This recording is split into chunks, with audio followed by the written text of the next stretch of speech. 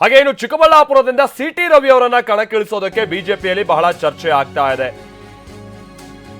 ಚಿಕ್ಕಮಗಳೂರಿನ ಸಿಟಿ ರವಿ ಅವರನ್ನ ಚಿಕ್ಕಬಳ್ಳಾಪುರದಿಂದ ಈ ಬಾರಿ ಎಂಪಿ ಕಂಟೆಸ್ಟ್ ಮಾಡಿಸುವಂತ ನಿಟ್ಟಿನಲ್ಲಿ, ಎಂಪಿ ಎಲೆಕ್ಷನ್ ಕಂಟೆಸ್ಟ್ ಮಾಡಿಸುವಂತ ನಿಟ್ಟಿನಲ್ಲಿ ಪ್ರಯತ್ನ ಆಗ್ತಾ ಇದೆ. ಏನ್ ಆಧಾರ? ಪ್ರಮುಖ ಆಧಾರ ಅಂತಂದ್ರೆ ಒಕ್ಕಲಿಗ ಅನ್ನುವಂಥದ್ದು.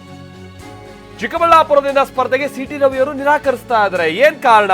ಸ್ಥಳೀಯವಾಗಿ ನನಗೆ ಕಷ್ಟ ಆಗುತ್ತೆ ಅನ್ನುವಂಥದ್ದು. ನಾನು ಲೋಕಲ್ ಲೀಡರ್ ಅಲ್ಲ ಇಲ್ಲಿ ಅಥವಾ ಲೋಕಲ್ ಕ್ಯಾಂಡಿಡೇಟ್ ಅಲ್ಲ ಅನ್ನುವಂಥದ್ದು. ಈ ವಿಚಾರವಾಗಿ ಹೈಕಮಾಂಡ್ ನಾಯಕರುಗಳಿಗೂ ಕೂಡ ಸಿಟಿ ರವಿ ಅವರು ತಿಳಿಸಿದ್ದಾರಂತೆ. ಅತ್ತ ಅಲೋಕ್ ವಿಶ್ವನಾಥ್ ಅವರ ಪುತ್ರ ಡಾಕ್ಟರ್ ಕೆ ಸುಧಾಕರ್ ನಡುವೆ ಬಹಳ ಫೈಟ್ ನಡೀತಾ ಇದೆ. ಈಗ ಆಲ್ರೆಡಿ ಅಲೋಕ್ ವಿಶ್ವನಾಥ್ ಪರ ಯಡಿಯೂರಪ್ಪ ಕೂಡ ಲಾಬಿಯನ್ನ ನಡೆಸ್ತಾ ಇದ್ದಾರೆ. ಮಾಜಿ ಸಚಿವ ಡಾಕ್ಟರ್ ಕೆ ಸುಧಾಕರ್ ಪರವಾಗಿ ಇತರೆ ಕೆಲ ನಾಯಕರುಗಳು ಲಾಬಿ ನಡೆಸ್ತಾ ಇದ್ದಾರೆ. ಹೀಗಾಗಿ ಇಬ್ಬರು ಬದಲಾಗಿ ಮೂರನೇ ಅಭ್ಯರ್ಥಿ ಪರ ಒಲವನ್ನ ತೋರಿದ್ದಾರೆ ವರಿಷ್ಠರು. ಇವರಿಬ್ರು ಬಹಳ ಪ್ರಯತ್ನದಲ್ಲಿದ್ದಾರೆ. ಇಬ್ರಲ್ಲಿ ಒಬ್ರಿಗೆ ಟಿಕೆಟ್ ಸಿಕ್ಕಿದ್ರೆ ಇನ್ನೊಬ್ರು ಕೆಲಸ ಮಾಡಲ್ಲ.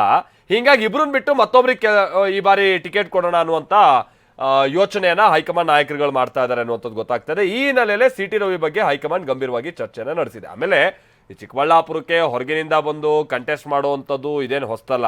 ತೀರಾ ಇತ್ತೀಚೆಗೆ ಅಂತಾರೆ ನಾವು ವೀರಪ್ಪ ಮೊಯ್ಲಿ ಅವರ ವಿಚಾರವಾಗಿ ಕೂಡ ತೆಗೆದುಕೊಂಡಂಥ ಸಂದರ್ಭದಲ್ಲೂ ಕೂಡ ಅಲ್ಲಿನ ಜನ ಮನೆ ಹಾಕಿರುವಂತ ನೋಡ್ತಾ ಇದೀವಿ. ಹೀಗಾಗಿ ಬಿಜೆಪಿಯಿಂದ ಈ ಬಾರಿ ಸಿಟಿ ರವಿ ಅವರನ್ನ ಕಣಕ್ಕಿಳಿಸುವಂತ ನಿಟ್ಟಿನ ಪ್ರಯತ್ನ. ಆದ್ರೆ ಅವರು ಉಡುಪಿ ಚಿಕ್ಕಮಗಳೂರಿನ ಪ್ರಬಲ ಆಕಾಂಕ್ಷಿಯಾಗಿದ್ರು. ಅಲ್ಲಿ ಟಿಕೆಟ್ ಸಿಗದೆ ಇರುವಂತ ಕಾರಣಕ್ಕಾಗಿ ಬಹಳ ಬೇಸರಗೊಂಡಿದ್ದಾರೆ. ಮುಂದುವರೆದ ಭಾಗವಾಗಿ ಚಿಕ್ಕಬಳ್ಳಾಪುರದಿಂದ ನನಗೆ ಬೇಡ ಅಂತಲೂ ಅವ್ರು ಹೇಳ್ತಾ ಇದ್ದಾರೆ ಅನ್ನೋದು ಕೇಳ್ಪಡ್ತಾ ಇದೀವಿ.